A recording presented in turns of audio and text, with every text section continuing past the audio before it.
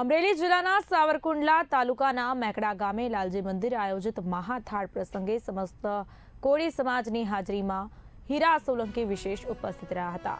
1008 મહામંડલેશ્વર ઋષિ ભારતી બાપુની હાજરીમાં હીરા સોલંકીએ સમાજને સંબોધિત કરતા પ્રેરક પ્રવચન આપ્યું।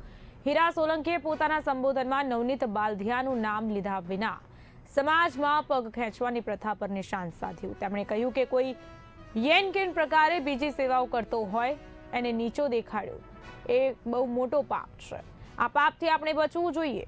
ઉલ્લેખનીય છે કે ધાર્મિક કાર્યક્રમમાં હીરા સોલંકી એક તરફ સમાજને પ્રેરણા આપી તો બીજી તરફ રાજકીય સંજોગોને ધ્યાનમાં રાખીને સંકેત આપતા સમાજને એકતા અને સેવા તરફ દોરી જવાનો પ્રયાસ કર્યો।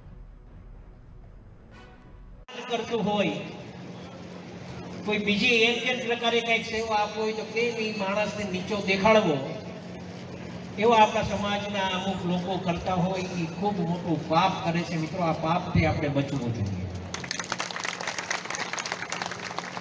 જે સેવા આપે તમે બીજું કાંઈ કરો કે ન કરી શકો પણ એને બિરદાવવાના પ્રયત્ન કરજો કે કદાચ એનું જોઈ અને બીજા કોઈક એના અનુસરે,